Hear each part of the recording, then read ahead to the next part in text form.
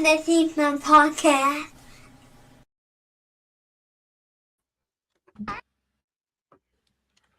It's empty, Gail.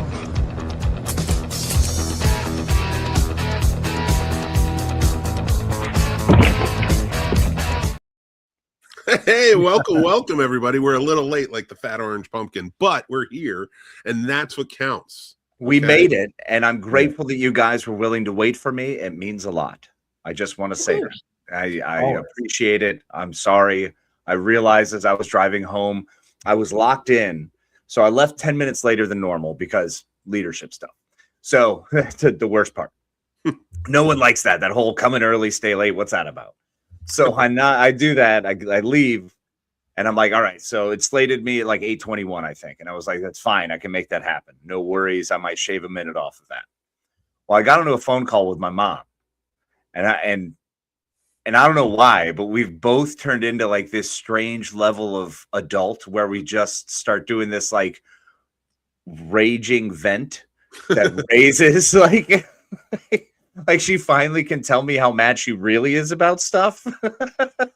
So yeah, I've been there. It was crazy. It took me by surprise, but was also a lot of fun and something I was like, my mom, the sweetest woman on earth, who is upset that she made me chocolate chip cookies that aren't as good as the last batch she made.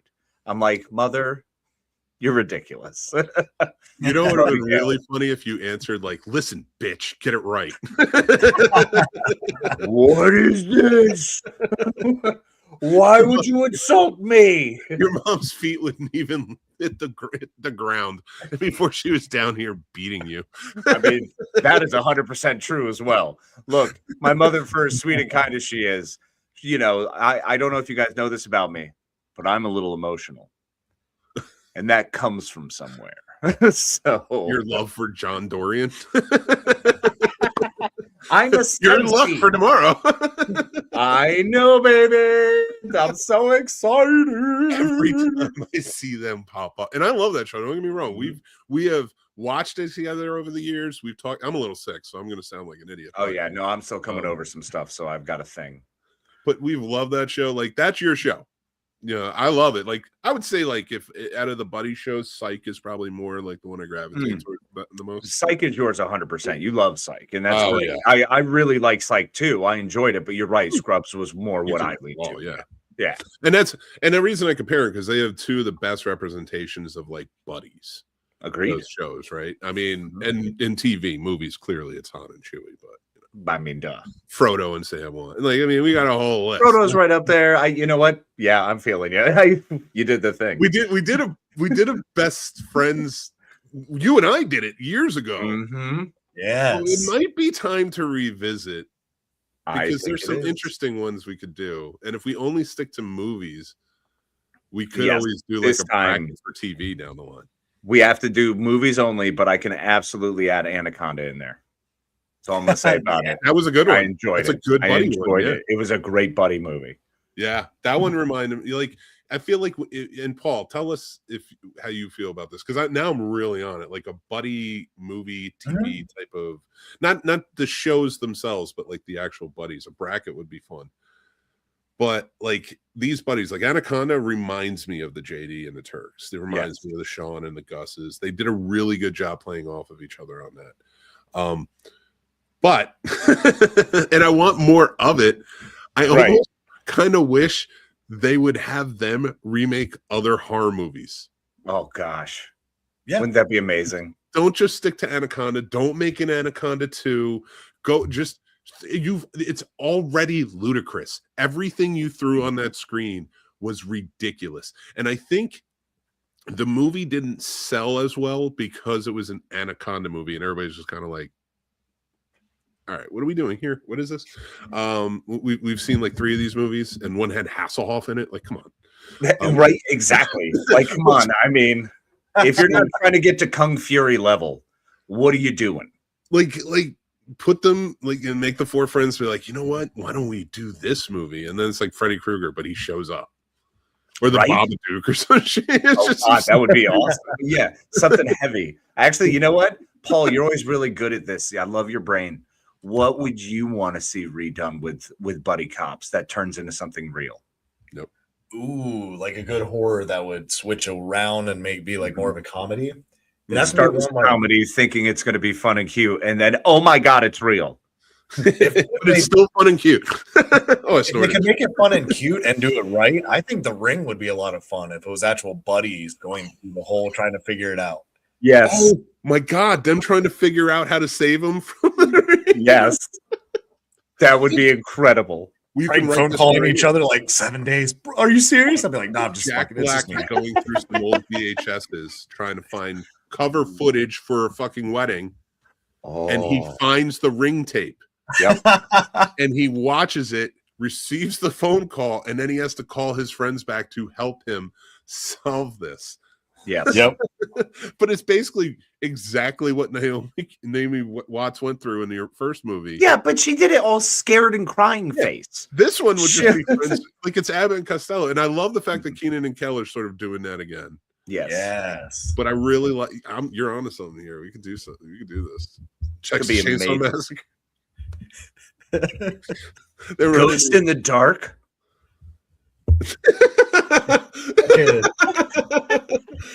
So like it's 3 seconds and then it's Lion King. Is that what we're talking about? Human centipede, but neither of them are at the front. It's Donald Glover and Beyonce just making fun of him the whole time. Oh my god.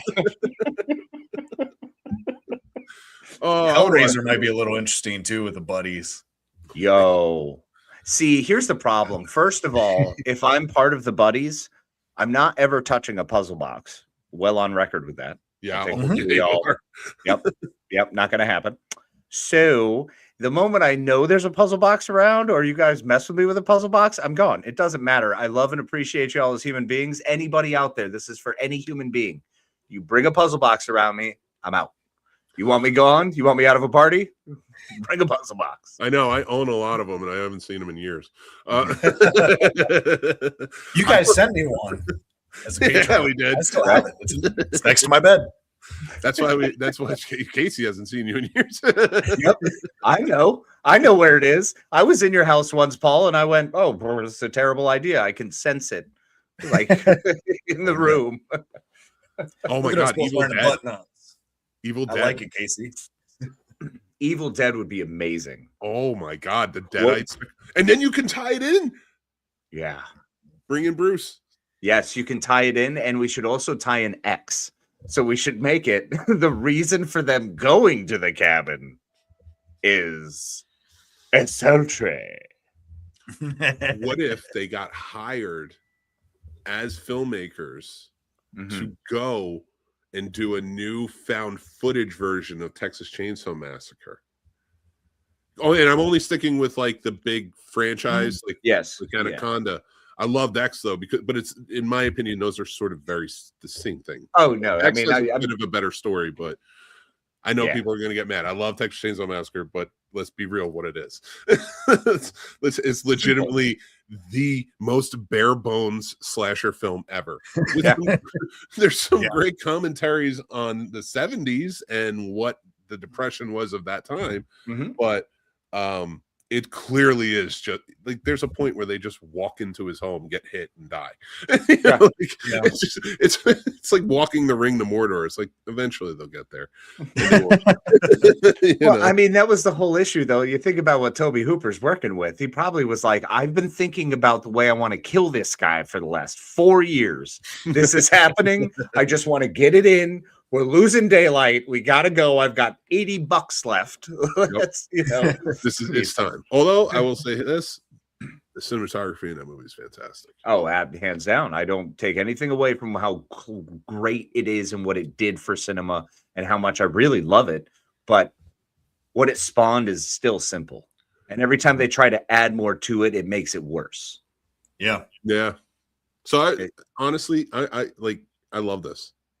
In fact, they should just name every one of theirs like Texas Chainsaw Massacre or what was the other one? The Ring. It literally is just so it's not a remake. It's just that movie because you can use that same premise, like you said. You can just go through it the whole way. And like honestly, like with the franchise fatigue that goes on in movies today, and we get super tired of it, I feel like that would be a refreshing way in the horror world where you could really do it. Now I realize all of those would cross platforms of like studios and where they are. Yeah. So you might want to pick ones that stick with the studio that Anaconda made. Yeah. I forget who it was. It might be shitty Paramount or something, but whatever. My one-man crusade against Paramount. Shit amount, or like what is the other one? Like Warner Netflix. Warner Barf. I hate the cool thing is I've hated Warner Brothers and Mick, you know this. And Paul, you may recall I've mentioned it several times that I do not maybe not hate as much as I don't trust Warner Brothers. I don't trust them with my IPs or the things they do. So now that someone else is taking them over, I'm like, great. I mean, I understand it's going to be a shock to the system, but you know what? Screw them. I hope it burns the whole board. It's so funny you say that, because honestly, they're at a point where, okay, especially when it comes to like Paramount, but Warner Brothers going to them is like, they were building my trust back in a big way. They were doing good work. And last year, I was like, this might be a page turner. Like they had a few movies that were 4 or above for me. I'll agree. Yeah, no, they definitely have been in the last 3 years. They have been cultivating an almost air of responsibility. We're talking again. Yeah. You know, I don't know that I trust them around my stuff, but we're talking again. I mean, my thing is like studios are always like, we're always sort of running away where it's like, yeah, whatever owner you have, you're sort of going to catch whatever economical or societal thing that's going on that they believe in, like whether it's party change or this, that. You always knew that was going to happen. I mean, fucking Jack Kennedy was a part of Warner Brothers at one point. You know, like, come on, we know what it is. So like, it is. Especially during the fucking McCarthy era. Anyway, I don't want to go down that path right now. I'll be there all night. I made a video on it. Go watch that. Red scare, red scare, red scare.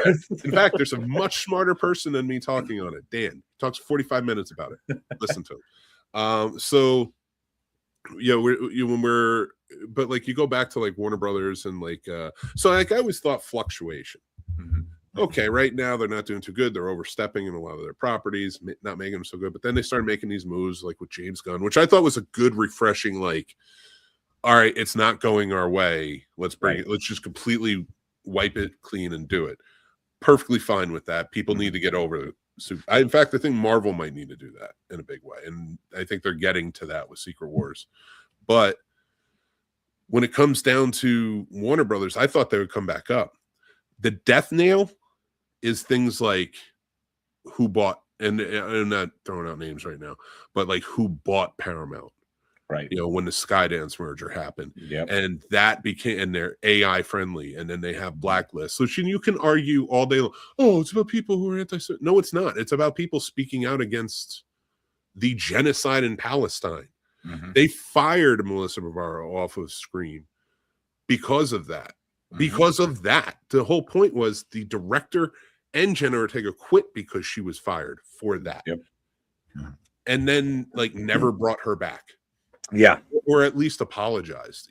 They don't work with Mark Ruffalo. They don't work with other people who are outspoken about the genocide out there. And that's their flavor right now. That's who they are. I don't think they're always going to own Paramount because they're going to suffer in business as they go on. Oh yeah, it's already starting, and it's the beautiful part about that suffering in business is it's not just because of what they're doing; it's the economy itself. Like just we're all starting to scale back.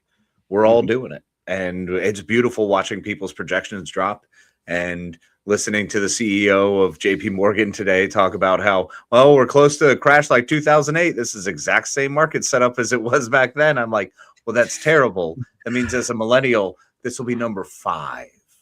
God, this will be number 5 potentially of the worst massive market drop. And it's like, at what point do we just go, screw the market? I don't know what that looks like. That's a weird kind of crazy concept, but Fight Club is feeling really good right about now. Oh no. First off, we could do a whole episode, and we might, on 1999. Yeah. 1999, I'm pretty sure, was a warning. And then what happened? 9/11. Yep. Like Fight Club, American Psycho. Like look at the countless amount of Eyes Wide Shut, the countless amount of movies that were, the whole point was to point out these are men you should not want to be like. Yeah. And everyone missed the fucking point of everyone. Excuse me. No, not Eyes Wide Shut absolutely taught me that I want to wear a mask and be naked under a robe in a room full of people. Do you really now? Yeah. We're going to get to that conversation in a little bit. Absolutely. I don't know if that's true, Casey. But well, look, if there's an age verification process on the way in, all right, let's just make sure everything's on the up and up. Involved. There never is when a mask is involved. Well, that can't be right, you know? Like, then how do you do it? Maybe. Superman doesn't wear masks, but what the fuck's Batman's got a kid, and it ain't his. That's true. He's got billions of dollars and a kid that ain't his. What do you got? All right, you know what? There's your fucking fight against who's better, Batman or Superman. He's a billionaire who has kids that live with him. They've extended it to many, not just and an old man. Not Alfred. Don't go after Alfred. I'm not trying to. I'm just saying. No, you're not trying, but he's succeeding. Listen, the optics are good for me. It's not me. I like Batman, but I'm not the biggest fan of masks at the moment. No, that's fair. You know, mask has nothing but women in his life that he cares for. But he wears a red and blue mask. I mean, Casanova wore a mask. He was cool. Was he? They didn't call him consensual Casanova. That is, you know what? That is uncomfortably fair. Let's just rip through all of the great lovers. Let's just rip them down, baby. Let's stop remembering history like it was great. You know who was remember it as if it was what it was. You know who's a real doll? That Marquis de Sade. Which all right gets me to my next point, which is our original point is whipping. Don't do that with the masks. Oh yeah, no. We're gonna cut the masks out. I realize, you know what, maybe masks not a great idea. Like, I mean, unless you're sick, please wear one. I don't need you all up in my business. Yeah, that's the acceptable moment to wear a mask. You can wear a mask, or if you are a mascot. That's not a mask. That's a fucking uniform. No, that's wow. That's strong, right? There's certain things that work. There's certain things that work. If you put on a mask and you go to children's hospitals and pretend to be a superhero and make them feel good and make them happy for a couple hours, yeah, perfect reason to wear a mask. It's a wonderful thing. Yeah, I can think of 10 reasons not to wear a mask right now. I can think of quite a few reasons not to wear a mask. I mean, if one great reason to wear a mask is if you're in a dust storm. It's nice to have a piece of cloth or something to be able to wrap yourself in. So if you're an outlaw or a cowboy, bingo. There you go. All right, that works. What if you're a wrestler? A list of what masks work and what masks don't. Are wrestlers still allowed to wear masks? Yes, and luchadors, yes. Luchadors. If it's a requirement to the character. Okay. If you're just coming out and wearing a mask, nah, dude, come on. So no to Zorro. No Zorro. Zorro was kind of cool though. I mean, Zorro is kind of cool. I mean, but he could be cool without the mask. Nah, but he was way cooler with the mask though. I think the hat made him cool. I mean, that's valid. That was a dope hat, man. Come on. He had the little things that dangled on it. Like the Mexicans know how to do a cowboy hat. Let me tell you. Oh, no doubt. I don't know if that's racist or not. I don't mean for it to be. No, I don't think it is. Like, I think that's a Mexican style hat. And it is. Shit, you never see that shit anywhere, and it looks cool. It does. Isn't one of the jokes about that aren't they in Texas when it was still under when it was still Mexico and they were still Mexico, yeah. California when it was still Mexico. That's right. It was something. It was like if they were pretty sure. If they were in Texas, the idea was to take over all of California. Right. One of those. I know what you're talking about. I think it was during the Spanish-American War. Yeah, it definitely was, but phase of it, I don't know. Yeah, it does. You know what I'm saying? Did So cover a lot of years. Yeah, there was kind of a big stretch. There was that whole time beforehand where we were never really at war. We just went, oh, we made a camp here. Yeah, And then someone was like, well, what do you mean? That's on our land. And we're like, I mean, but it's just a camp, right? And you're like, all right, cool. Why are you building a house? 50 miles in later, they're like, okay, seriously, guy. You've got Yeah, we we really did that. Dude, Yeah, it we is did, amazing how much Texas just thinks it owns everything. right. Legit, like, I feel like that's been their whole plan from the beginning, is this state just sort of moves the border marker every so often. But because it's surrounded by states we don't really care about, Yeah. other than New Mexico. I mean, Billy Kid's from New Mexico. He's cool. I mean, and it is I like beautiful out Arizona there. too. Arizona I was love me some Arizona. But like, take or leave Oklahoma or Arkansas, you know. Well, Arkansas, I just consider They're good Texas. people, but It's North Texas, more North Texas. yeah, they're basically, that's all they are. Because then once you get over further into like the Louisiana, Mississippi, Alabama, then Louisiana, Mississippi, it's its own thing, man. It's its own place. Louisiana is its own thing. Then you have Northern Louisiana, which is, they talk as odd as Southern Louisiana, and yet they are just North Texas plus. You have two types of people in Arizona and Louisiana, right? Mhm. First ones are white people who are racist as hell, but if you told them they were racist, they'll fight you. Yeah. They'll be like, are you kidding me? Because if you're from Louisiana, they'll defend you more than they'll defend anybody else. Mhm. And then you have those Cajuns. Yep. They're wild, dude. Dude, they're on a different level of living, bro. And I'm not making fun of either of them. No, They that would get be Mike Johnson. detrimental. He's one of the racist ones. I would I rather would- go.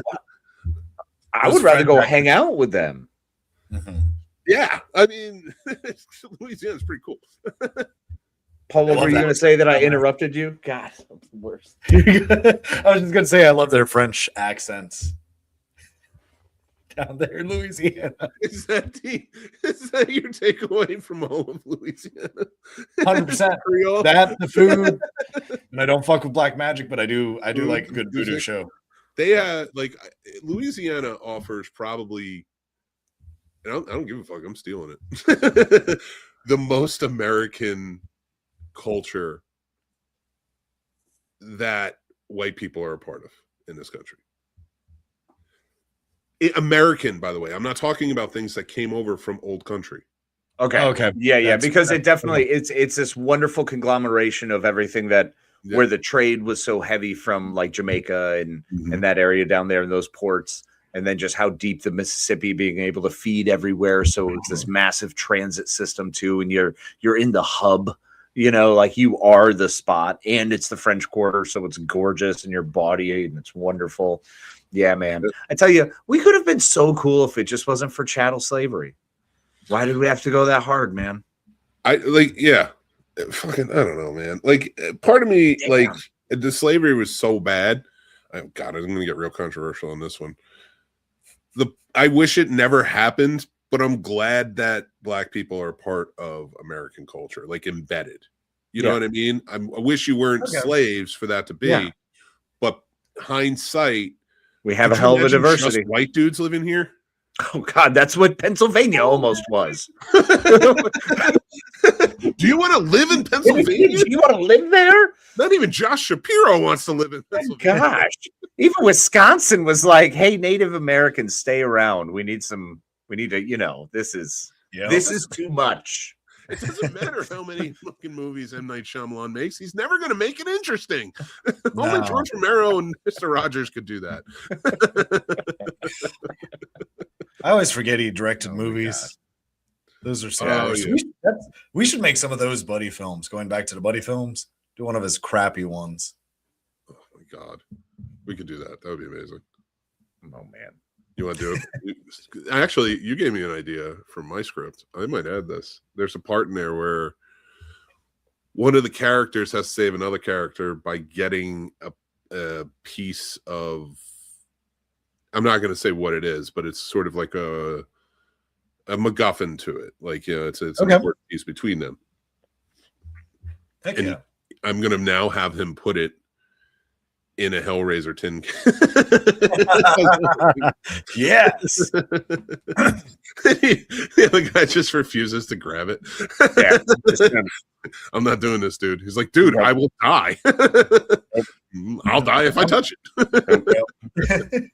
How do you Don't know worry, you'll die? guys. No, because I feel the things, so I know I'll feel it. I know what'll happen. I'm pretty sure Frank is in my mattress. I'm not trying to mess with this, man. Not Frank. Oh, Frank, you son of a bitch. And how creepy is he? Give Uncle Frank a kiss. Like, I mean, he was a problem, man. Although Andrew Robinson, yeah, he was so wonderful in that. Oh, he's movie. fantastic. And the fact that he's such a great human being, and then you watch that, and it's like, haha. I know, true. And I liked him Wow. in, he was in the second Stepfather, Pumpkinhead. right? Oh, in Pumpkinhead, that's right. Was he? No. It was still was it Terry Quinn? The one Terry who played Quinn, John Locke and Quinn, yeah. Yeah. He was Yeah. he played the stepfather in those two, right. and then the remake was Dylan Walsh. Good call. Why do I remember Nip Tuck so well? I don't know, but I just remember those actors. Unfortunately, what's his name? Julian McMahon. Yeah. Passed away last year. Which after seeing him in a Nick Cage movie was really weird. It was Right? like days after I watched him in that movie. That's nuts. Yeah, I mean, it was wild seeing Julian McMahon just like going back to Red and just seeing him there where he's the president or vice president, and it's like, wow, man, and of course he's on Charmed. You know, I know all of our favorites. You guys love it. I think I could give or take.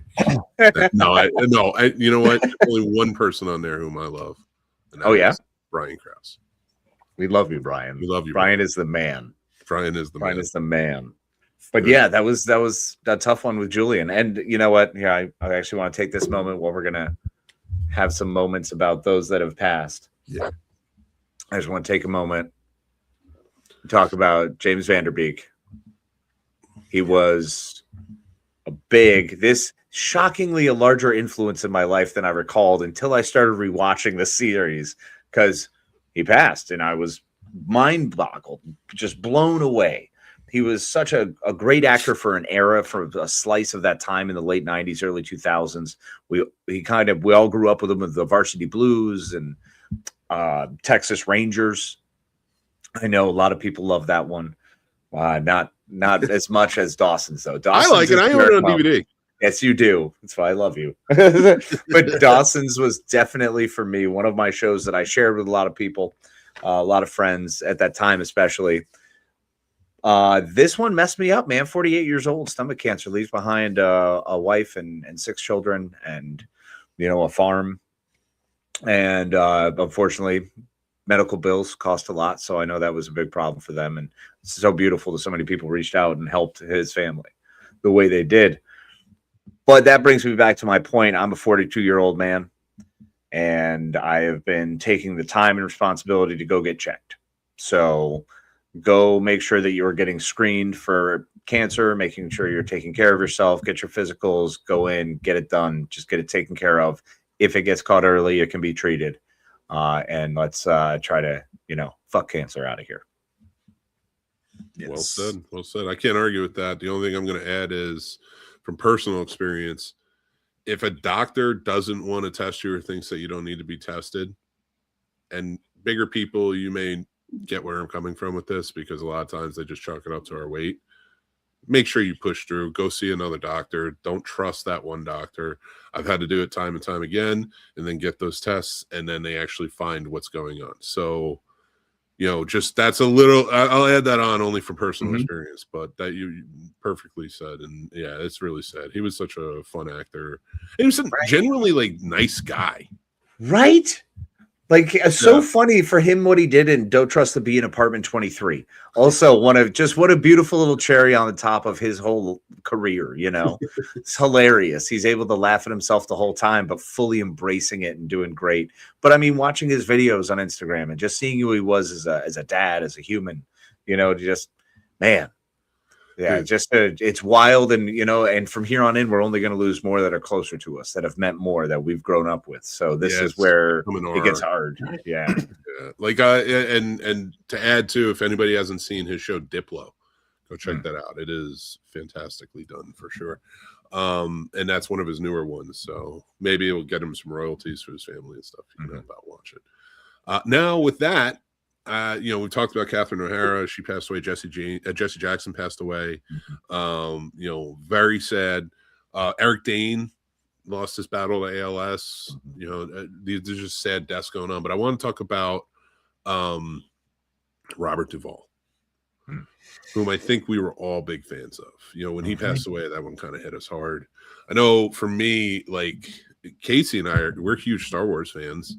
And if there would be no Star Wars without that man, because it was his acting prowess, his sort of name at the time. Like, he was not by any means a big star in 1971, but this movie gained a lot of traction when in 1972 he was in the biggest movie of all time, The Godfather, but THX 1138. That's kicked George. It had enough of its own. Like, it was a student film that Lucas knocked out of the park. Yeah. And that propelled his career. But I thought it'd be nice to maybe go around, just like remember Robert Duvall for a few, because I was watching Secondhand Lions the other day. I was watching a little bit of The Godfather the other day. I'm probably gonna do a full rewatch soon of that. But so many amazing things, and he was a staple in this industry for so long. I would love to know what you guys think about it.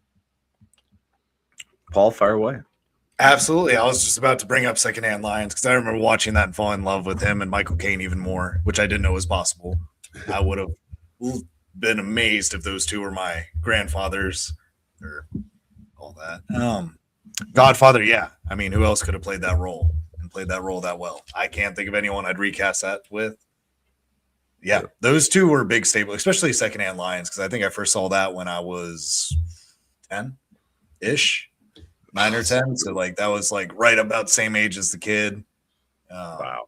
So it was very endearing hearing those stories and just kind of vicariously living through that movie. And he's always been a pretty big staple and a nice kind of the grandfather of the bunch that I would have enjoyed to see in a lot more films. It's sad seeing any of them go. And going back Dawson's Creek, I just was watching all of Dawson's Creek about 2 months ago, just restarted and plowed through it all. So that kind of threw me through a wrench, and kind of like you just said, Mick, to mix the testament as well. Same thing. My doctor's like, "Yeah, you're way too young to get checked," and I'm like, why can't I? Yeah. Like, if I decide, like, what's wrong with getting checked and find clear? So, like Mick said, find another doctor, get checked, because better to catch early than late. And doctors, for as much as they know, they don't always know everything. So. Well, you know you, and you have to be your own advocate. That is so important too. And I always found it to be one of those cheesy lines when I was younger because I didn't understand what it meant. But it means know yourself, know your body, trust yourself to speak up and to say what you need to say on your behalf. Because you're the only one who can do it for you. True story. It's great advice, guys. And I will just say this, Paul, to what you're saying, to anybody else who may not be overly familiar with Robert Duvall. This dude was in a lot of influential, monumental films throughout his entire career. Like, if you just go before he was even in THX 1138, which was a student film, and his very next movie, the biggest movie of all time, The Godfather, he was in MASH as the original Frank Burns. He was in True Grit as Ned Pepper, which was one of the main bad guys, and he was great in it, but it wasn't, it wasn't like a big jump off point, because right before that he played a cab driver in Bullet. Yeah, exactly. So but then years later, Conversation, The Killer Elite, The 7% Solution, Network, The Eagle Has Landed. And I'm still in the 70s. The Invasion of the Body Snatcher. I'm still in the Apocalypse Now. And I haven't even gotten out of the 70s. So rest in peace, Mr. Duvall died here in Virginia. So it's sad, but he was an older man. But thank you for all of the amazing movies. Well, I was going to say he absolutely, for me, Gone in 60 Seconds, always one of my favorite characters. He was such a wonderful character actor, and he was able to go through so many different phases in his career to where he was the cool guy as the original, Frank Burns in MASH. MASH was something I shared with my family. Lonesome Dove, definitely something that was shared with the family. So he was a massive part of that. That was such an event So yeah, always loved Robert Duvall. Apocalypse Now, probably one of his greatest roles, just as a character, in my opinion. You know, there's nothing better than the smell of napalm in the morning. So his lines have stuck with me, his characters have pressed on, and he will endure. And thanks for all the memories. So long. Thanks for all the fish. And Casey, check out his last movie if you haven't, The Pale Blue Eye. It stars Christian Bale. It's about Poe, the right? investigation that Poe was in when he was in the army. Yeah.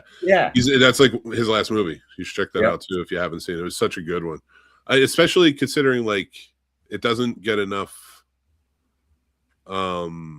respect, I think, because the Raven that came out, that Cusack one, right? Yeah. Well, and I like the Raven. I mean, it's fine. I mean, superhero Poe, yeah. I mean, you're really trying with it, but it's something. He's acting. He is acting. That's true. You're not wrong. But I do want to talk about, before we get into our top fives tonight, I want to talk about our the BAFTA situation that went on. I don't know if you guys heard about this. The BAFTA is it's sort of like the British Oscars. Yeah, but it's more than just awards. It's sort of its own like little union. Like we have AFTRA. Right. AFTRA. Okay. That's more that BAFTA, is for all actors, screen and theater out for British people. So like their award show came up, and I'm sorry, I just love the way you said that. British people, British, like, the ones who didn't bring the culture. Yeah, right. They're the reverse of what we were talking about. So they have to co-opt because they have no other way to get spices, and their food all tastes horrible without it. It's true. It's true. So there was there was a bit of an incident, and there was a man there who had a movie that was made about him. It was a biopic about him who has Tourette syndrome. It's a certain type of Tourette syndrome. I'm not going to pretend to know.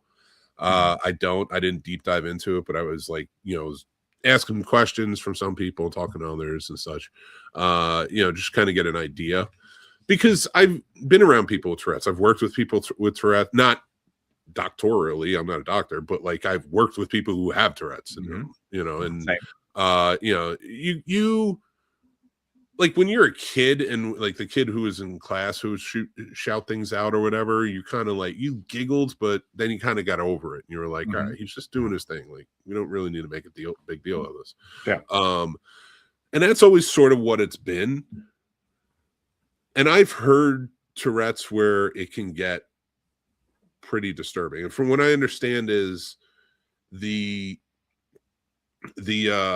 gentleman, and I'll give you his name that the subject is on, his name is John Davidson, has this type of Tourette's where he automatically like is involuntary saying the worst thing he can think of in the moment. And during this, the opening sort of presentation was with Delroy Lindo and Michael B. Jordan, and he screamed out the N-word while it was quiet before they even started talking. And that became sort of this contention because they had to kind of work through it and such, knowing that. But he supposedly did it 3 or 4 times that night, and it was all towards black industry professionals. I guess I want to talk about it a little bit. Like, I don't want to pick anybody apart, especially for having Tourette's. And I understand, like, he came out with an apology, and there's a lot of discourse about it where people are like, he shouldn't have been there, or they need to just accept it and such. And I guess I just wanted to start a little bit of a dialogue and see what you guys thought about a situation like this. I've been racking my mind on it, and like, him not being there feels wrong, but at the same time, should you be there in situations like this? Like, how does that look? I think there needs to be an understanding that you shouldn't be withheld from an event. I think that is that's exclusion, and that's one of the worst things we can do. Is it possible to have you in a different room? Is it possible to have you in a different place where maybe you're a little quieter, or it's quieter for you, or it's more comfortable, safe environment for you from someone taking that really personally and taking your medical condition and hammering you because they get upset over it? Yeah. I mean, it's not like that's an on purpose thing. I think that's unfair, and I think you absolutely do not do that to any person. You know, that's you suck it up like an adult, and you say, oh, some bad things happen to people. That's unfortunate that he lives his life like this. Yeah, You're literally there celebrating a freaking movie about it, and then you can't deal with it in real life. What does that say about us? You know, yes, and it's hard to disagree with what you're saying. I don't think that excluding is that, like, stay home, you can't be here for that or whatever. I do start to think about, first of all, I'll say this: just fucking stop the award shows. But that's just me. That's a whole different. Like, I can go on and on about that one. But for me, as like a situation like this, it still does become uncomfortable. My thing is, you did it 4 times that night. And there's no other reports of you doing it to anybody else of any other color. That does not mean that I feel it was targeted. But that clearly is like 3 or 4 times is a pattern. Well, yeah. And my point is, at what point do you say maybe another room? Or maybe we'll bring you back out to the chair when it's for yours. Right. You know, so like starting I think you could do like that. I think you could absolutely try to like reposition. Yeah. I don't think, you know, that's, I mean, there's people who have to go to sensory places who have to, like, you know, put on headphones and have kind of quiet spots. So that, you know, I think that's have those too. Yeah. I mean, like, same, you know. Yeah. I mean, again, it would just be better if you got rid of award shows because they're stupid anyway. But yeah. And then that way we have a different reason to dress up and everybody just has better restaurants. Who can have dinner the best? I want a dinner so hard. Award shows should be saved for like awesome people. Yes, fucking celebrities. I want to watch the award show. The guy who picked up trash the best. I know it sounds condescending, but it's not. Like, fucking celebrate that dude. Yeah, I'm down. All right, Paul, what you got? What's your thoughts? I don't know. So like, I kind of have mixed feelings, and I'm not an African American, so I can't speak for how they actually felt when they heard those words. Regardless, if I had a solution besides the ones Casey and you have brought up, my only other solution would be to bring up to the actors that the gentleman does have Tourette's that will be here, actively here. They did, just to kind of put, just so you know, they did. Yeah, they let everybody know as they're. Oh, if that be the case, then I don't understand all the backlash for this gentleman having Tourette's. I don't think that's fair. I don't understand enough about the situation to know when outbursts do happen. I don't think they control. I get, you said 3 to 4 times and happened to be with someone of color, but I don't think that's fair to think that he did it on purpose, because I don't think he could control it or anything. I'm not necessarily saying it's on purpose, but like, it is a pattern, and like when it becomes a pattern, maybe that's when the exclusion does need to happen. I'm not saying excluded from the event, but like, as somebody also has to say, like, listen, your disability is causing you to do this over and over again, and there are a lot of people of color here, right? And it is offensive in a way. So like, I feel like there has to be understanding on both sides too. And that's just where I'm coming from. Like, again, not excluded. Don't come to the event. You can't be a part of it. You can't, like, you win on stage or something, but how many times does it happen? How many of the people there have to endure something like that? Yeah. Before you say, all right, dude, that's twice now. Like, we got to pull it back. Maybe let's go outside or something, take a walk, and we'll come back for the announcements or whatever. But if it is that version of it's only the worst thing he's thinking in the moment that comes out. It's like, well, that, at least that's the worst. Right. That's pretty bad though. No, like, of course it's bad, but at least he understands it's bad. You know what I'm saying? Yeah. So again, it's obviously something that he's like, whoa, like, I don't want to put blame on him in any way. Right. Like, I'm not saying like this dude is targeting his Tourette's. Now, I do know people with Tourette's who've done that. And I'm not the N-word, but like, they're like, yeah, you want to see me say this in public? Shit like that. Yeah, like, of course. Yeah, like, I'm gonna sit here and say fucking class. Can I go over here? Like, I don't want to stand there while you say it and look like an asshole. But so like, but I don't think that's what was happening. My only thing was like, how in this realm of inclusion do you include in situations like that for everyone? Because again, it can become uncomfortable. And let's face facts, this dude has one movie being made about him. He doesn't work in the industry. You know, everybody else does that it was being, you know, that were affected by this. So again, not putting anyone down, not saying anything. Like, he's definitely somebody that deserved to be there and get the accolades. Like, unlike someone else I know who is chugging away and throwing on gold medals, but I'll leave it at that.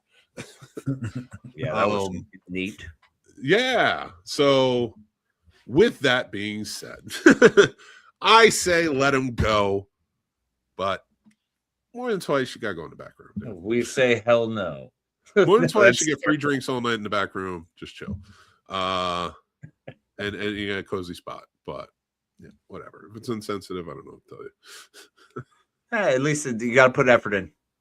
That's true. You got to try and make everybody feel as comfortable. So the best way to do it is stop having award shows.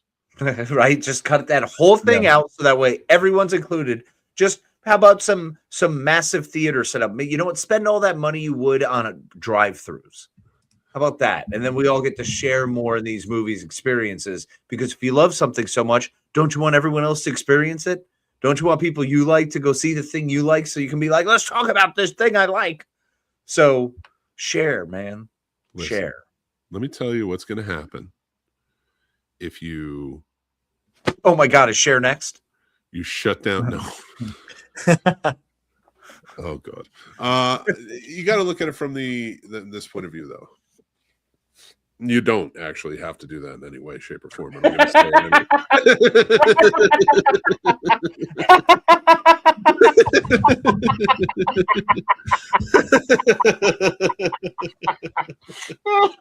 oh my God. It's so stupid. That was amazing. My boy Jersey Mick is coming back a little bit. He's like, you know, maybe you don't have to. You don't have to do it. But this is the way I do it. You just end them. What you do is you just end the award show, and when people are like, "But tradition," you just remember, here's exactly what's going to happen after you end it. All of those people who are expecting awards will stop talking to you, and your world will get quieter, but you'll learn to appreciate that. So, and then don't bring them back, and people will shut the fuck up. Yeah. Maybe they'll stop podcasting because they didn't get a stupid award. But or they double down and we just see crash outs everywhere. Dude, I had to end that when it started becoming too serious. I know. I started that as a joke. I wanted to make fun of award shows. It was great. That was the first year was a total troll and people bought in. It was the second year, I was a troll for me, but nobody else. And then I took it seriously. Like, I had an actual fucking team. Well, every time was fair, but I had actual teams and shit. And the third time I was just so burnt out. I was like, I'm done. I don't want to do this shit anymore. So that's how you do it. You just end them and it'll be fine. But with that being said, Casey. Yo, bro. Spit them bars. It's time for the top 5 countdown of Kubrick films. Off center. All right, guys. So I asked you to supply your top 5 Kubrick movies. He doesn't have a ton of them, so this is going to be some overlapping, but I'm interested to see where we go with this. I know where Paul's number 1 lies, but... No, you don't. Yeah, you do. I just watched it last week. Trust me, I know. All right, here we go. You ready? I feel like I'm going to mess with everyone on this one. Oh, boy. Well, you kick us off. What's your number 5? Alrighty, we're going to go straight into it, guys. Number 5 was a tough one. I went back and forth on this one, but I honestly landed on Spartacus. That is the Kirk Douglas miracle that I do so love, because that was one of the very early Roman fighting movies I got to see with gladiators involved. And although it made me question a lot of things, I was able to figure out that, yes, I am, in fact, a heterosexual male. You like gladiator films, Casey. I like that gladiator film. Punches. What you got for me, Paul? What's up next? Number 5 is going to be Eyes Wide Shut. Oh, yeah, it is. Listen, Nicole Kidman. Shoo! Tom Paul Cruise. he wants that mask. He's like, I'm in. I do. I want the cloak. I like cloaks. I have a cloak. I have a purple cloak with a hood. You can have it. And a mat is actually. I should put my bunny mask on with the cloak. I'm sorry. Yes. Earlier tonight, we were discussing masks, and that was a bad thing when I wanted them. Now That you're was a while giving ago. them to Paul. Well, listen. Somebody's gonna be at that party. It ain't gonna be me. I mean, that's valid. So I might as well give him the things he needs to get by. I will be his rainbow center or whatever it was in that movie. Hell yeah. I cook and clean, in case you're watching. Oh my God. All right. No, my number 5 is The Killing from 56. It's a great heist film. If anybody hasn't checked it out, I love that movie. Casey, why don't we go around the horn? Yeah, absolutely. We'll just keep flipping it around. My number 4 is one that is going to blow everyone's mind. It's Barry Lyndon. I loved Barry Lyndon. Yep. It was so we're actually, oddly enough, I think this is going in order of progressing towards current times. This is going to be a lot of fun. Okay. I dig it. Paul, what you got? 2001, A Space Odyssey. Nice. Mine's Paths of Glory. The Kirk Douglas vehicle, buddy. Great movie. I love that movie. And it's like, guys, go check. I did a classic film review too. So if you want background on it, that we have one for that. Yeah, I love that movie so much. Everybody should check it out if you haven't, for sure. It's an early one too. All right, what we got for number 3? Whoever says Lolita, you're off. Oh yeah, you're done. You're out of here. That's like the one that we're like. I even forgot about it. I was scrolling through his filmography, and I'm like, he did Lolita. Although, but he made, like, getting into the topic tonight, like his version of Lolita wasn't a pleasant one. No, it's not. I remember watching it. It was the only version of Lolita I've ever seen all the way through, and I was obviously 14, because at least you had the actress who was like 18 or 19 in it, and then other one she was like 12, and it was like this. Is disgusting. It was gross, man. I mean, and that the was whole like premise is disgusting, right? So okay, number 3. Jumping into more fun things. Clockwork Orange, baby. I love it, man. It's one of my favorites. You gotta have it. You need the ultra violence. Gotta have it. What you got, Paul? My number 3 is Clockwork Orange as well. It didn't make my list, and it should have. Maybe it should have. I kind of like my list the way it is. I like your list. My number 3 is 2001. There you go. See, I just like your list now. It was really good. You guys were doing so great, and then both of you had to say 2001, and it's like, I don't know why. Did you not like 2001? Huh? You don't like 2001? I love it. I think it's an absolute masterpiece. I've seen it 5 times, and that was 3 times too many. Oh. And I still have one in the chamber because I have to watch it with my daughter. I mean, Have you ever watched it after Kubrick's interview about it? Yeah, that was, I think, why I rewatched it the 3rd time. I think you told me about it, and that's why I went back to it. After I'd been on a tirade before about how much I love that movie, I never want to watch it again. Everything he made was like we'll get to it. We're on our way. All right, so number 3 was 2001, so then we're going to 2. Casey, kick us off. All right, number 2 is absolutely that lovable private joker who I was called for 3 years as a bartender when I first started Behind the Pine. That's right, folks. It's Full Metal Jacket. I love it. I love it. My number 2 is Full Metal Jacket as well. My number 2 is Full Metal Jacket as well. Yes! We did it. We did it. It finally happened. Dude, my brother and I wore out this DVD. Like, this was our movie to watch, especially when I think it was either before or after I got back from boot camp. I mean, it might have been after, but like, just kept watching it. We got to see it on the big screen in 2019. Oh, wow. Hell yeah. With Modine. Matthew Modine was there. What? He had a whole weekend in Alamo where he that's right. I remember that. Yeah. And he sat down, he signed my brother's Marine cover, which Arlie Ermy signed as well when he was in Boot. Wow. So he was a really nice guy about it. Like the whole thing, stories, the whole thing. So that movie's always going to remain a special place in my heart. It's a classic, man. It's literally one of those. Plus, as a war movie, it opened up a lot of eyes, did a lot of things, and I love it. It's twisted and beautiful. No glorification there. Nope, at all. None. All right, my number one is my all-time favorite, hands down, one of the funniest movies, one of the smartest movies, and one of the greatest movies ever. If you don't love Tex riding down a mother frickin' A-bomb all the way down, you don't belong in my life. That's right. It's Dr. Strangelove, or How I Learned to Stop Worrying and Love the Bomb. Yep. It's made a commentary on everything. Mm-hmm. Paul, what you got? It was tough, but I ended up with The Shining to no surprise. Fair. Dr. Strangelove was so close, though. I'm not gonna lie. You love that movie so much. I get it. Oh yeah. Shining, I'm just obsessed to not a good point. It'll be fun when I lose my mind, but for now I'm like a little worried. But that's okay. Could be worse. Love it. Well, it is. Oh gosh, David Lynch. Why did I forget it? Twin Peaks Day. Yes. Yes. Twin Peaks Day. Good time to lose your mind. That is true. My number one is Dr. Strangelove. It's one of my favorites. That is an amazing comedy. Yep. And he puts on display a lot of fun things. I mean, he does. I mean, no fighting in the war room. Come on, some great lines. Peter Sellers just killing it, and so many different characters. So good. It really was so good.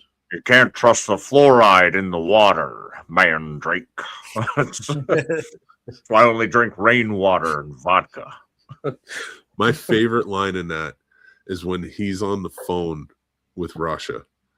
Don't be like that, Dimitri. Come on. Dimitri. Oh, now come now. Yeah, he just does it so well. But I mean, George C. Scott crushes it in that. Yep. So many actors. James Earl Jones so early on. Niven, Sellers, fucking everyone. Yeah, that whole movie is just James Earl Jones. What's his name? What's his name? Played Tex. I can't think of Tex, it. Man. They're gonna put me in the movies. Slim Pickens. Slim Pickens, that's it. Didn't even look it up yet. Yeah, got it. Got it. But yeah, see, that's one of the wild things about this countdown is because I realized that I don't have The Shining. It's one of Paul's favorites, and it's not because I dislike it in any way. You know what I mean? That means in no way am I like, oh, it sucks. It's like, no, it's great. I agree. 2001, freaking masterpiece. But I still didn't put Eyes Wide Shut. I love Eyes Wide Shut. It's not a good movie, but for some reason it's so enticing. Like the way he makes you follow, the way he engages you in that story, that isn't really all that great a story, but I love it. So I'd say watch it again. You know, and that's our list, everybody. But as we're going on, we're gonna be talking about Kubrick for the rest for most of the night. And actually at this point, probably a little bit. But I was with everything coming out, and I don't want to get overly crazy about what's going on in real life with the Epstein files and such, but it's calling into question Eyes Wide Shut and that idea of this rich elite cabal who has these sort of like sexual ritual parties and stuff like that out in the middle of nowhere in mansions and such. Now, that movie is very much about a couple's relationship over the course of 24 hours, sort of like being pulled apart and like having to deal with their marriage to the craziness of all this. But I just thought it would be fun to sort of talk about, because it's not the first time Kubrick has been like sort of attached to conspiracies, so to speak. We've talked about the Apollo 11, which in The Shining, Danny's wearing a sweater. Of course, Dr. Strangelove is kind of picking apart Operation Paperclip, and the fact that we use Nazi doctors in a lot of our research in the space program and such. Then, of course, you have Every one of his movies, like it really got me thinking because I was watching a lot of them, like Lolita, a take on pedophilism, and especially back then for that time, and the abuse that goes into it of what we do, and that's a central theme a lot. And you always find that the rich, like in his movies, as I've been rewatching, think about everything that is decadence in his movies, and that represent this rich elite. When it's just them living life, it's boring. Yeah. Even the stages are boring. Everything is set, like there's nothing, like when you watch The Shining, it's a big place. It's a beautiful place. Sure. It's fucking boring. Well, yeah, that's the whole idea. Is it's always space with him. Like 2001, it's space. It's boring. No. I disagree. I don't think the space is the boring part. When you're in space, there are things happening. When you're with corporatism or rich, in a rich area or something in a setting, like even when you get to 2001, you're on the corporate plane trip. It's boring. I mean, he makes it look beautiful. Don't get me wrong. And what I mean is, it's boring on purpose. He is trying to show that these lives are boring until they do things that are like in Eyes Wide Shut. That's clearly a hobby that's pretty deranged in a lot of ways. Yeah. So and most of these things, and it doesn't always have to be hobbies, but like if you look at The Shining, they're all partying and drinking, but it's sort of in a boring way. They're not like when you see them partying, they're not doing anything amazing. But then you get to the furry situation, you get to other things, like these are all representations of like when they're doing something depraved or borderline illegal, however you want to look at it. It isn't boring, but it is hard to watch. It's hard to watch. I mean, he does that. Honestly, I'm thinking about this too, because Barry Lyndon, there are a couple scenes where he's trying to hook up with the widow and climb the social ladder, and the weird stuff always happens around dark corners, and there's always something weird happening though, and there's always a dark corner, especially with Kubrick. So but then you take like the other side of it when it's people that we're following that are more for lack of a better term, let's say middle class or more impoverished than these rich elites, right? There is no real boredom for them. Like there's always a desperation. They're always trying to get to something, and it's usually a classist type situation. Eyes Wide Shut. He is spiraling about his wife's admission, so he is looking to spend a night with a woman. Yeah, and look where it leads him. It's out of desperation of like sort of losing his mind over this in one night. It leads him to probably the most depraved place that's going to get him killed. Yep. And it's the same, it's the same in a lot of things. Like you have all of these characters, like he really does have this sort of yin and yang between his, the social class of his characters that I really enjoy. And there is a very deciding and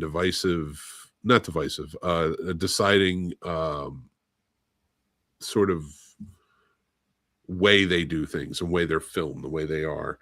Like, and I always appreciate that, because if you watch The Killing, which is about men who desperately need this money, who are doing a heist, it's fast. So is fast. There's something interesting going on. It's not stagnant. Right. It's those upper elites. Like, I really feel like he hated rich people. That comes across in a big way. I mean, look, think about what else. A Clockwork Orange. Who's the one who's twisted and depraved?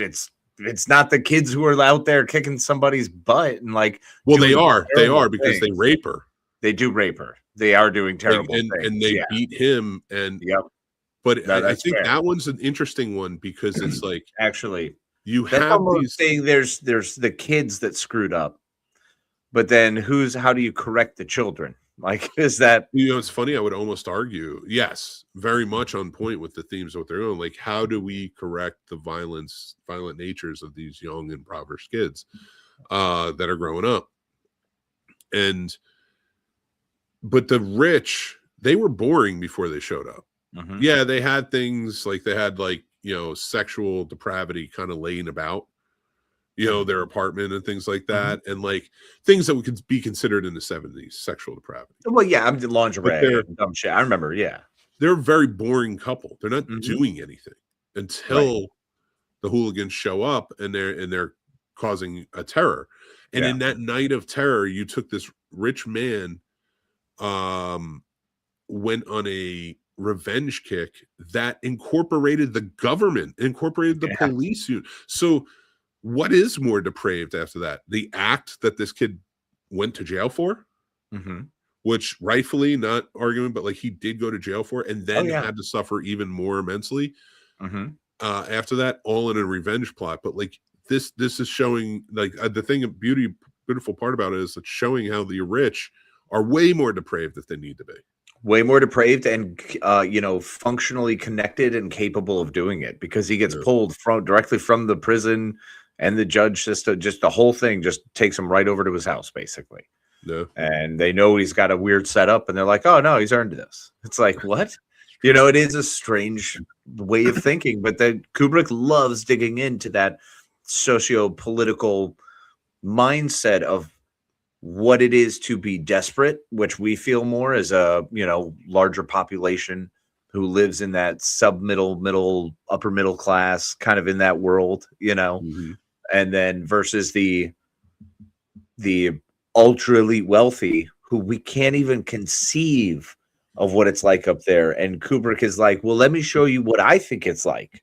And then I feel like later on in his life, he was like, guys, holy shit, it's actually like this. Like, he was trying to tell us for the last 20 years of his life. I think one of the big telling things about it is, I guess, like, he always said final cut on all his movies. He turned in his final cut where everybody saw it, and then 6 days later died, and the movie that we got isn't his official final cut. Right. So, but what was on the cutting room floor, What was on the cut, Nicole, where are you? Tell us. Are you all right? What do you feel about it? How do I feel about it? Listen, we need to know. I mean, I don't know. Like you just said, the final cut. He didn't get final cut. That's sketch to me. I've always thought something was up with that. I mean, I'm not down talking to Epstein files and how terrible they are and all the people's lives that were impacted by it at all. But you guys, like, people are forgetting about Bohemian Grove or anything else. Like, they are allowing us to find out about the Epstein files. There's so many other societies going on all around us. And I mean, even human trafficking. So to an extent, I'm glad it seems like a lot of people's eyes are finally being open to how disgusting people are. Yep. But it's also, to an extent, to me, it's almost annoying that so many people just look the other way and we're like, well, I don't think that's real or this is happening, because that you're not helping anybody by doing that.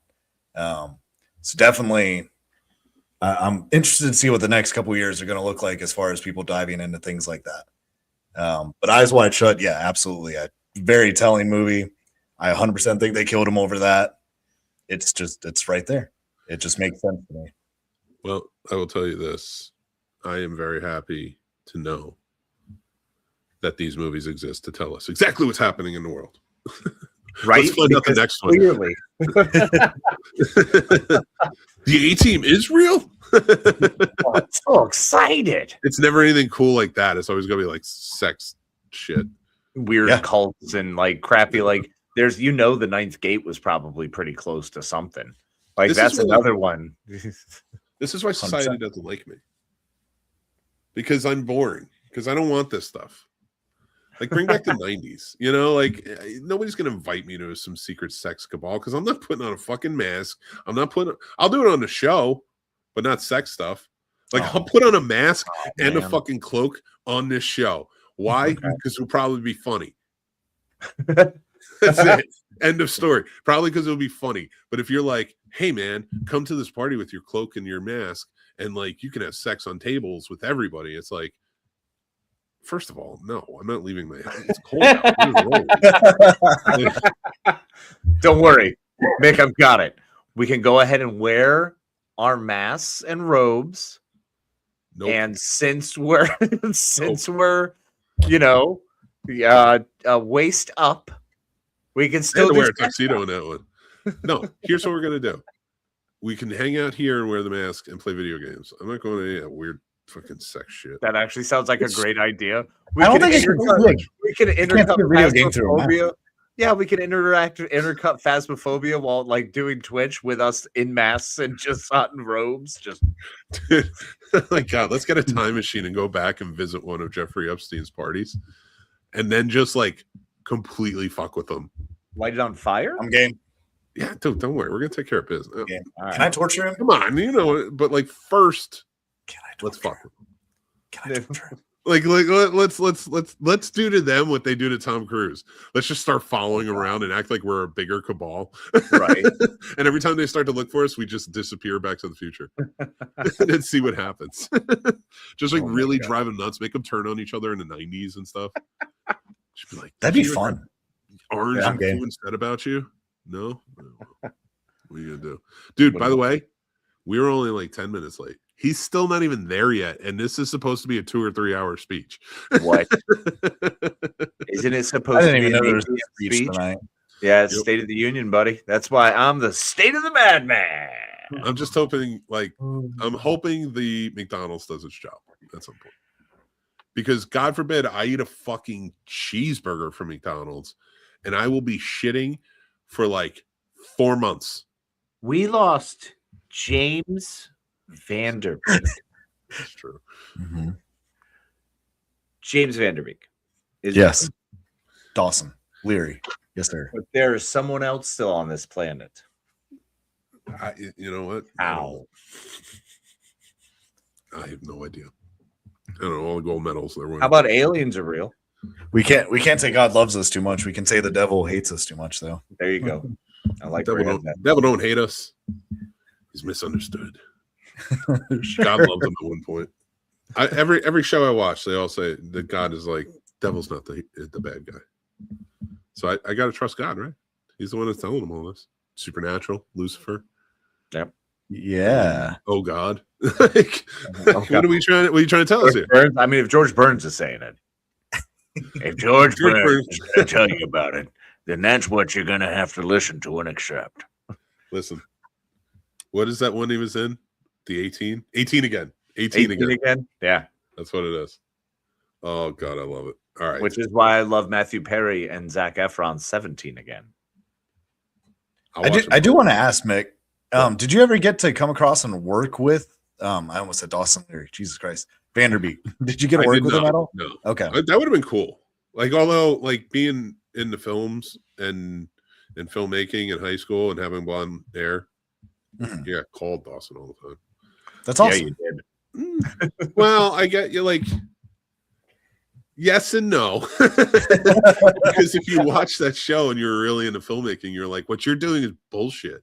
It is actually really funny. The more I've rewatched, kind of fun, and I loved it. I mean, that's the thing. The more I've rewatched, I'm like, oh yeah, he's really not great at this. Like, or somehow we've just learned more now. Like, well, you know what it is? It proved to me why Kevin Williamson's not a good filmmaker. He wrote a couple of good screenplays. He's a good. I like his. He's a good writer. He's a good writer in my opinion. Okay, fair. But he directed Teaching Mrs. Tingle. I love that.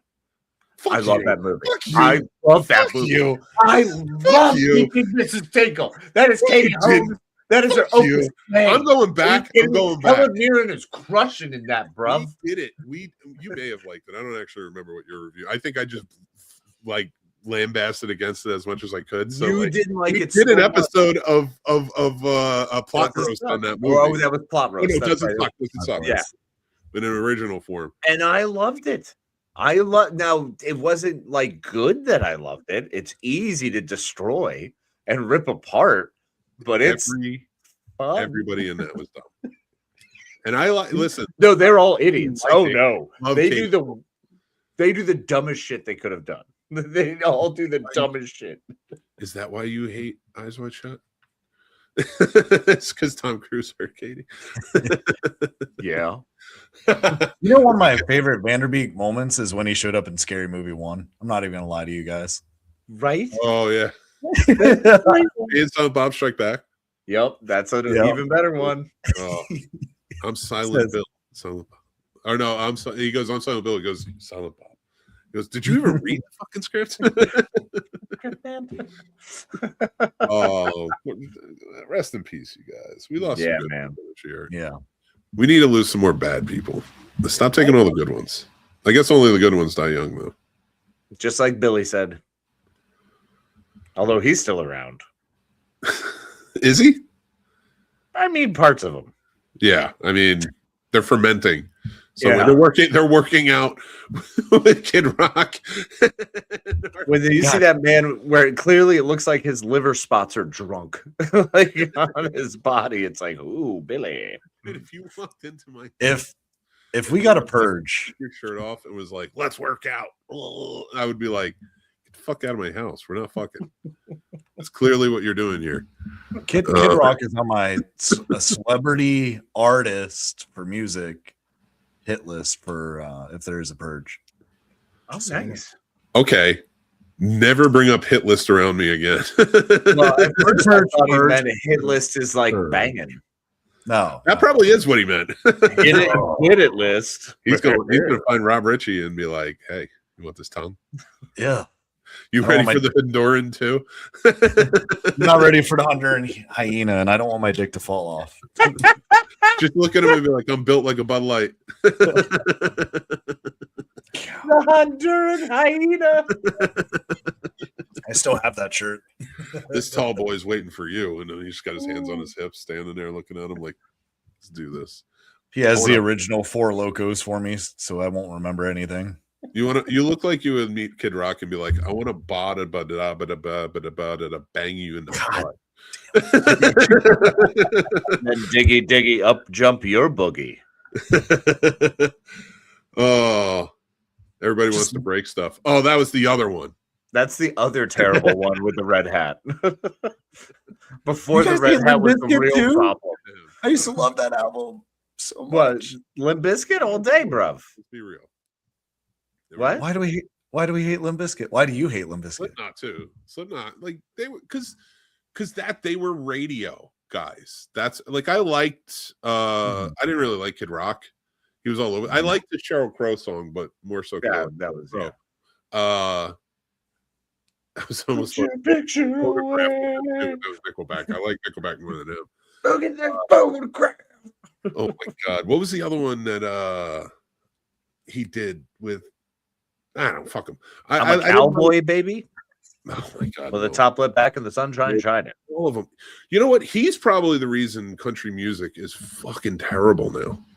No, it wasn't just him. There was a process, but you're absolutely right. He was definitely a catalyst to this current whatever the fuck it is. Because he did that rapper white trash shit. Like he was like pop star Eminem. Yes. Yeah. You know, and that's what they were marketed as, and they were doing a Fred Durst too, and like that. I can't even remember the fucking name of the band. Keep rolling. What is it? What is the name of the band? Limp Bizkit. You're lucky because Casey might have told you not to tell me. Oh, I'm glad you didn't keep that one from me. But yeah, like those things, like they were not Slipknot, they were not Korn, and I had to learn that. Mm-hmm. Slipknot and Korn are pretty fucking badass. Oh yeah. Thank God for the friends who taught me that. And were like, stop this other bullshit. I was more of a hip hop kid anyway, though. Meanwhile, I'm over there like, I'll learn every song to this NSYNC album. Don't forget 98 Degrees. Everyone leaves them out. Well, Boyz II Men is where it all started. Boyz II Men, and then I was in love with like Brandy and Monica, especially that Angel of Mine. Or no, The Boy Is Mine when they're fighting. That was a lot of fun. Yeah. You seem to be confused. So yeah, I do like that one. That's a great one. Let's get to mixed movie picks, and I'll do the film definitions and history. But then I want to bring it back up. We'll do some comments before we get out of here. Perfect. I love it. All right. Casey, hit me with it. That's right. It's time for some weekly movie recommendations with Mick's Movie Picks. Thank you, Casey. Thank you. Guys, first up for Mixed Movie Picks, we have this week. And again, we took off on Friday because I was feeling very ill, and these gentlemen were wonderful enough to come on and do this for Tuesday. But I do want you guys to know we do have our review of Iron Lung coming out.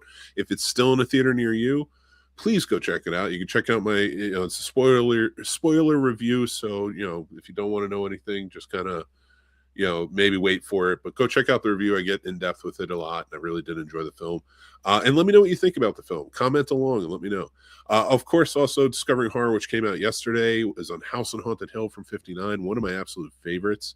And I think you guys will really enjoy it.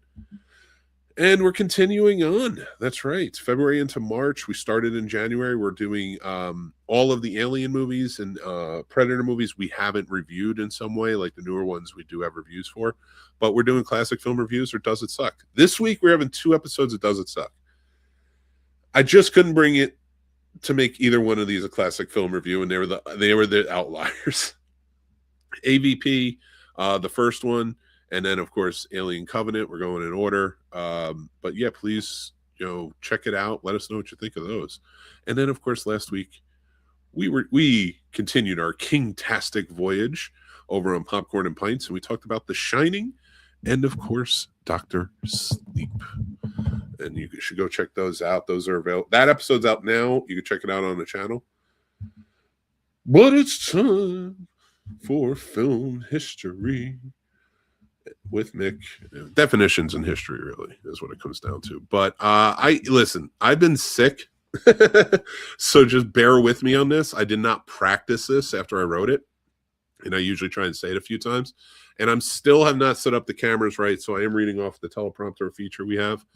So bear with me. If it seems stupid, just deal with it. If you're listening to this, you can't tell how stupid I look. So I appreciate you.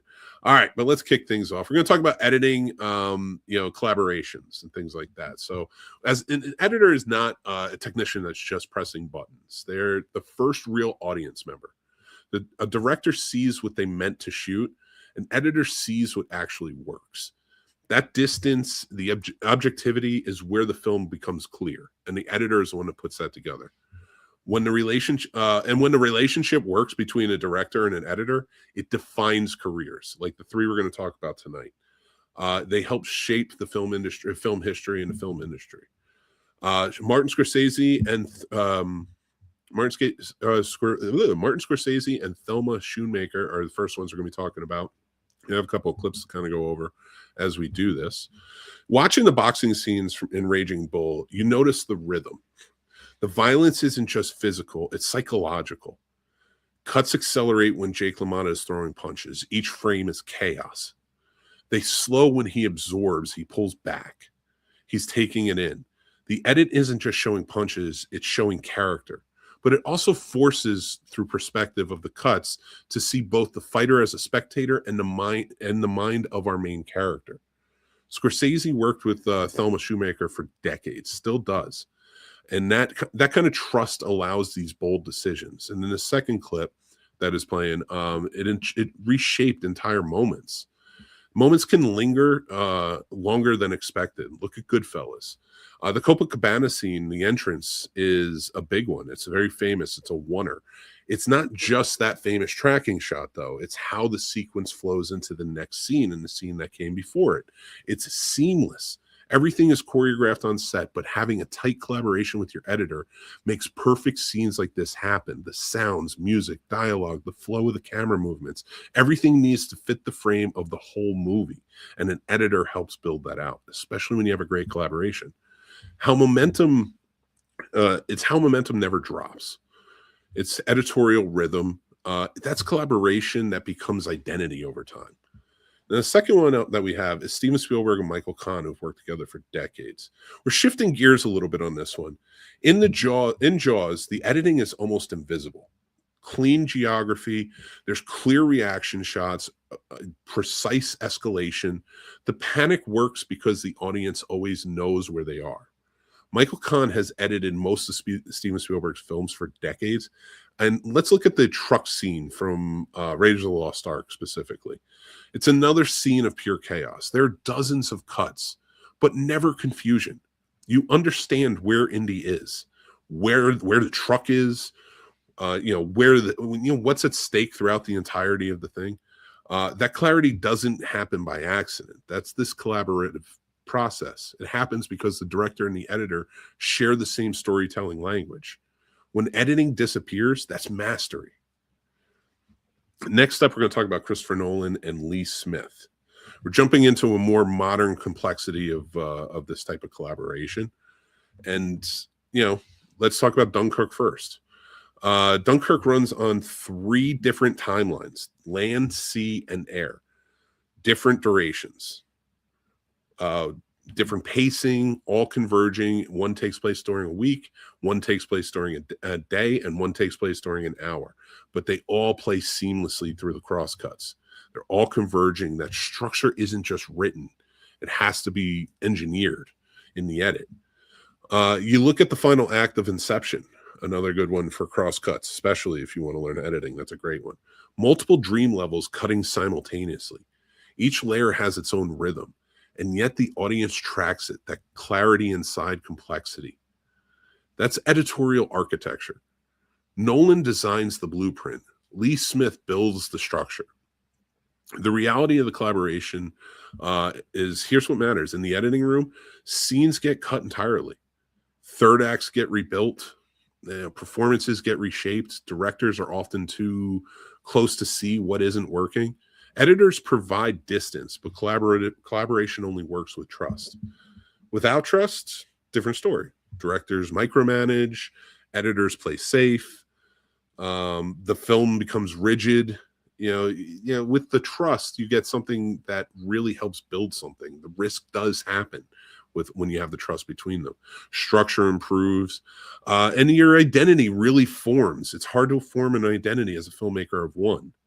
That's why the greatest partnerships last decades, and I mean that. Scorsese and Schumacher, Spielberg and Kahn. So I forgot Kahn's name for a second, and Nolan and Smith.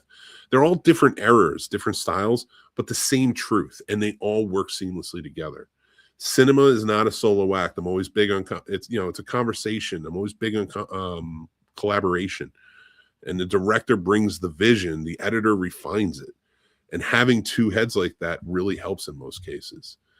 And somewhere in between is the intention and the precision that these 2 can bring together. The film becomes what we remember. Next time you watch a film with one of these directors, don't just look for their signature. Look for their rhythm. Look for the structure. Look for the cuts, specifically the cuts. Because behind every great director is an editor shaping what you feel. And that is so important. So thanks a lot for watching this film history episode. I appreciate it. And hopefully it was entertaining. I wrote this one while I was sick, so I was a little out of it. But let's bring the guys back in. Welcome back, guys. That was awesome, man. Thank you. I'm trying to get the hang of it, I should say. No, that was really good. Really good. You're doing great. And I love the way you're describing it and explaining it. And yes, it's beautiful. And, I'm all about anything that it becomes more inclusive. So the collaborative thing is always great. I think it's always great to share and build. And that whole takes a village thing it makes sense. It's more fun when everyone can, take a little piece of the load. Exactly. Right. One general, but the rest, the whole team gets you there. I love it. What I will say this, thank you to our sponsors, Shenanigans up in Schenectady, New York. Shenanigans Gentlemen's Club is where you go for the one-stop shop entertainment of beautiful women, great food, TVs, I'm sure, music, other stuff, drinks. There's plenty of stuff. And you can order their food because they're now on Uber Eats. Boom. We want to start our F the Grifters tour, and we need strip clubs and drive-ins to really get on the page here. So Shenanigans is what is happening. Who wants to sponsor our F the Grifters tour? Which was also a lot of fun because we were passing Schenectady as I was driving up north this weekend. So it was funny. I did see it, and I was like, Schenectady! my daughter is just like, what are you talking about? Here's what I'm going to do. It's just a place near Troy. I'm going to put it out there now. We have our own merch shop. You can go to snobsmerch.com. If you take a picture outside of verified picture or video outside of Shenanigans Gentlemen's Club in Schenectady, New York, it has to be that one. and you post it and you tag us in it. You have to tag us in it. And it has to be big and it has to be bad. I don't care what you do in a picture or story. Don't be crazy. Don't be violating. Don't be crass. Let's be able to post it. It could just be you standing in front of it. But what I'm saying is you tag us in it. I'll send you a shirt. I'll send you one of our Scene Snob shirts. Yep. So you pick it out, you tell me, and I will send it to you in your size. But I need to see some pictures. Yep. So perfect. Watching or listening. Let's talk about some of these comments. Is this Chris from earlier? He says found footage of Texas Chainsaw would be amazing. Could be kind of funny if they, because Glenn Powell and A24 won the bidding war on that, and they're making a TV show and a movie. So if they did this movie where it was really happening, it would be funny to have them come in and they got killed while making their show. Kind of how they did for Anaconda. You could play that up quite a bit. That could work. It would be funny if they remade all of these things. So bad. All right.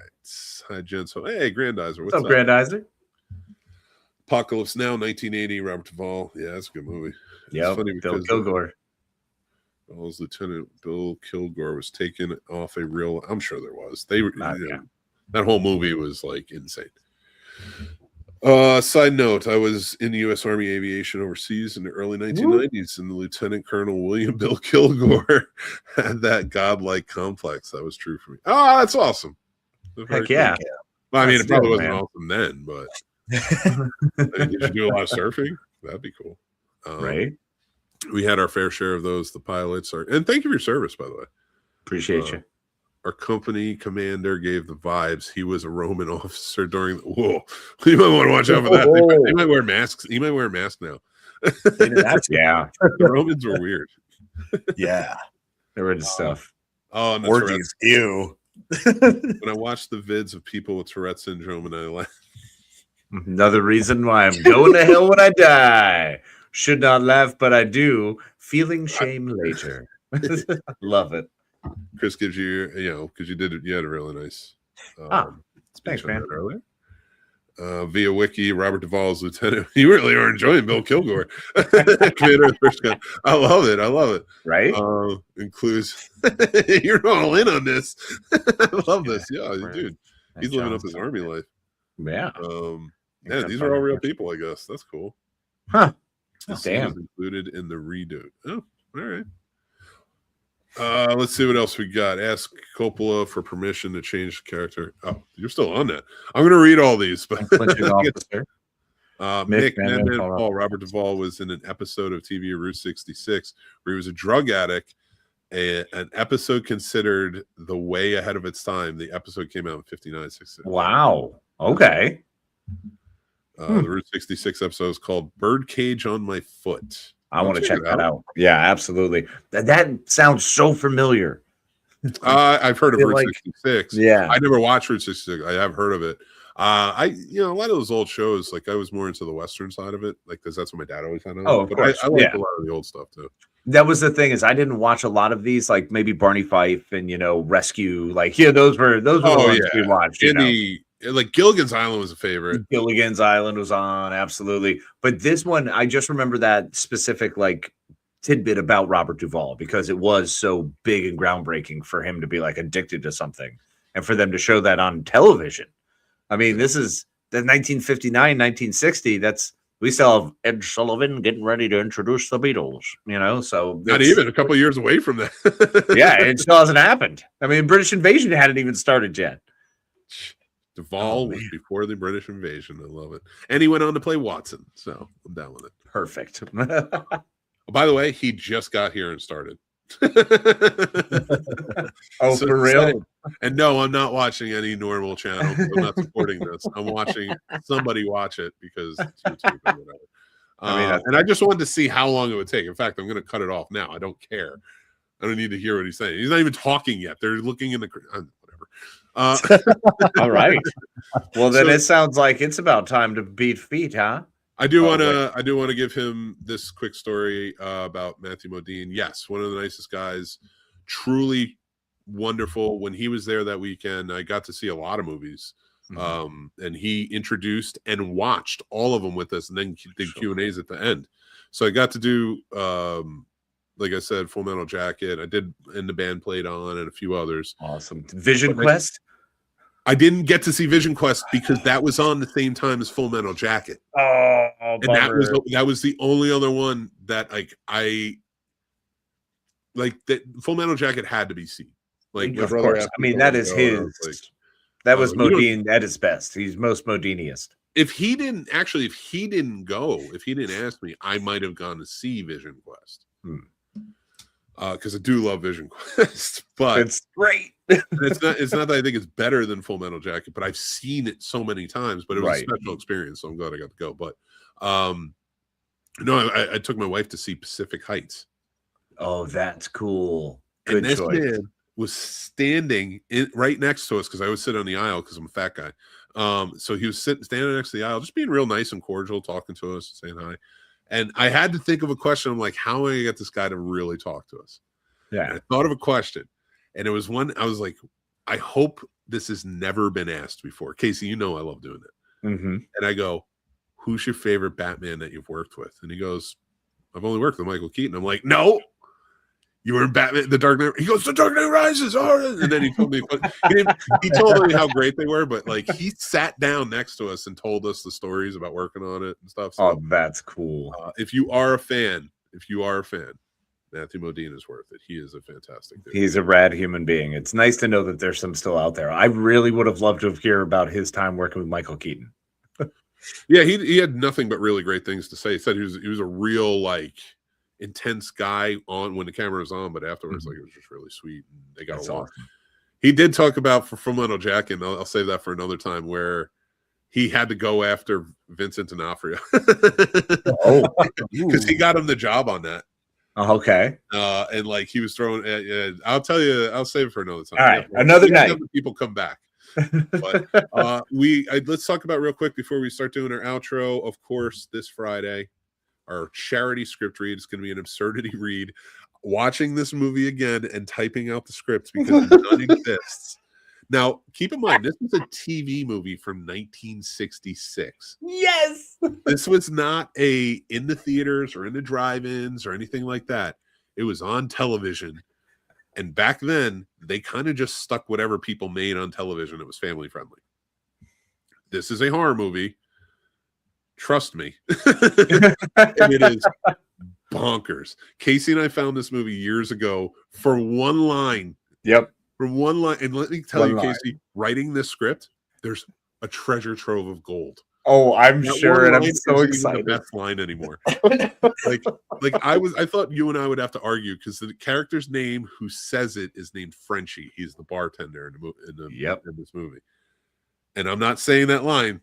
You'll have to look out for it. It's great. And I cannot wait to deliver it because I mean, what's up, Frenchie? But after rewatching this, I was the first going to make you Frenchie, but he has a relatively small role. Okay. He's only in it for like the first act. Okay. But Dr. Simon Trent, who is the mad scientist, I watched this whole thing and I was like, if Casey is not Dr. Trent, this is all for naught. Like nothing. And then when Paul was like, I'm going to be there too, Val Jean came in, the witch doctor. And I was so ready. That's why I'm telling people, I'm urging you all to watch this movie. It's free on YouTube. That is how public domain this movie is. It didn't even have a script written down. I had to go and find it. I had to go write it. This movie is bonkers in every sense of the word. I'm not trying to overplay it, but we are doing it for a good cause. Our good buddy Chris Harris, who has MS, has been really suffering. He is in the hospital for about a week, and then he's out of work, and the bills are racking up. And we want to help him out. So if we can get more into his GoFundMe, please help support. And we're also going to auction off a date with Casey. We can only promise a virtual date. Well, that's where we got to start. I mean, we'll begin at the virtual part. Yeah, I mean, listen, if you're not wearing a mask and at a secret sex society cabal, then you're probably good to go. I mean, we're safe here. It's just like this in a mask with like 100 other guys in masks. Chris, you're a millionaire now. You somehow got $2 million. And you go fund it. Oh my gosh. They all just wanted Casey. Trust me, half the people who watched the show after you left went with you. Shoot. But thank you, because now they're back. Yay! I had to do a little pot shot at somebody today. Yeah, That's nothing nice. to do with you, There but you I had to go. do a little pot That's shot all right. at somebody today. So if they see or hear this, they know. But we're gonna auction you off at the end, because by that time we get crazy. Our absurd, this is your first one. This is your first one, and I cannot wait to roll that wheel. It's gonna be fun. It's gonna be Trust fun. me, watch this movie. Get your best Simon Trent down. Dr. Simon Trent. Well, that's what I'm doing. I'm going to Simon Trent it up. But if only I had a jersey from West Canaan football. You need a lab coat and sunglasses. You need to watch this movie. This movie. Oh, believe me, I'm gonna have the lab coat and sunglasses, and maybe I don't know. Oh, I'll change out the poster. That's what I'll do. I'm dressing up. I don't care. Oh, I'll be dressed up. All in. I Absolutely. am all in on this. I'm going as my characters. As you should. Don't worry. I'm gonna go as the monster too. Amazing. Yes. No, it's gonna be a fun time. It's for a good cause. Another Cast for a Cause charity script read, but this is one of our absurd ones. We spin a wheel of absurdity, and it is bonkers, and you're gonna have a good time. Trust me. So join in. Bring your checkbooks. Help out any way you can. Share the link out. Let's help Chris as much as we can. And I am excited. But it's going to be great. We appreciate it. And we can't wait to see everybody for some fun and games, all for a great cause. It's going to be a good time. But it is that time. Let's kick it all off. Paul, you want to kick us off? Because I got to hear it. No, okay. Absolutely. Hey, guys. The flu's going around and other sicknesses. Make sure to wash your hands. Take care of yourselves. Take care of your body. I just started catching the sniffles tonight, so guess who's going to start taking some cold medicine? This guy. On top of helping out local theaters as much as you can and financially, all that, try to support your local restaurants as well. I know Greensboro, we've had 3 staples to the community just recently closed down last week. That's crazy. I didn't even know they were struggling. So I need to step it up myself and stop eating at these chain restaurants that don't care about me or care about the community, and do my part as well. So if you're able to, try to eat out at those places more than your other places. Take care of each other, stay positive, try to show love, try to show acceptance. I know it gets hard. Don't give yourself a fucking fake award that you didn't earn. That drove me crazy. I had to throw a stab there too. That's stupid. That's really stupid. Goddamn. Anyway, but hey, I love you guys. Please show up for this charity event. We always have a great time doing it. I love that we do charity events. I'm so glad I did this one for Casey's first absurdity. Yes. I'm so glad. You do not understand. We quote that movie. We quote that one line over and over. One line. That one line has made our friendship solidified because of one line. This is the perfect movie for it too. I think if we're going to keep doing absurdity reads, they should be this level of movie. I think Slither could be up there too. Wait, with Nathan Fillion? Yeah. See, I can't do it. They're too good. Oh, I love Slither. It's one of my all-time favorites. It's probably my favorite James Gunn movie, which is saying something. Well, Superman kind of. Well, you and Superman, yeah. But he did, that is my Superman. He did such an amazing job. Anyway, my point being, Slither is amazing. Mm-hmm. And I love that script. I hate doing comedies for script reads. Okay. Because the jokes never land right. Well, yeah, because you got to go when people mean it. Yeah. And I don't think we did another Back to the Future without you. We did not. I think we have another one to do in those. But regardless, I can't wait for Curse of the Swamp. Oh, it's going to be so much fun. We're going to have a great time. Paul, did you wrap up? So last not least, keep watching, keep listening, keep loving the magic movies. Leave us some movies that we should watch. Check out. Hate. I forced Casey out by making him watch The Stupids. I want to see you guys try to force me out by making me watch some really crappy movies. I've earned it. I deserve it. I need to pay my penance. Please do it. That is all. And the fact that I got made fun of by that guy drives me crazy even more. It will be time to destroy you soon, Paul. In fact, Masters of the Universe feels good. Well, guys, appreciate it. All you wonderful, delightful human beings out there, thank you so much for hanging out with us. Hopefully we entertained a little bit. We made you think, we made you smile, we made you laugh, and have a little fun. We love it. We love doing this. We appreciate y'all. Please, make sure you like, subscribe, do all the things, share this out to all your friends, find the funniest part, clip it down, and then spend it 7,000 times with some cool music on TikTok and make us millionaires. We love you and appreciate y'all. Make sure to please, the only way you can do that is by being around. So take care of yourself and take care of each other. Yeah, listen, subscribe, like you said, give us a like so that way we get in the algorithm, which we truly appreciate. Somehow YouTube, we get views year after year that are exploding, and we have lots of views. We have millions of this, but we cannot get into the partnership program. I don't know why. We fell stagnant. So help us get there. Be so overwhelming by sending us in there with our views and stuff like that, that we will get there, and we appreciate you. Remember to also follow us at the Scene Snobs all over social media and on Substack and Letterboxd, where we do written reviews of our movies as well. Love for you to be a part of that. We're going to be going into some new things that are coming out in the next few months, so make sure to keep an eye out for that. But we have all new reviews coming. I just checked out How to Make a Killing with Glenn Powell. I checked out so many movies. Cold Storage, Wuthering Heights. What else is there? There's tons of shit. So just make sure you go check that out. Hang out with us. Have a good old time. I love being a part of this and doing the Scene Snobs and doing it with them, especially, is just always a great time. So thank you for being here, being a part of it, being snobs yourselves. And until next time, make sure you take care of yourselves. That's important. Show empathy whenever you can, and be kind and rewind. We'll talk to you soon.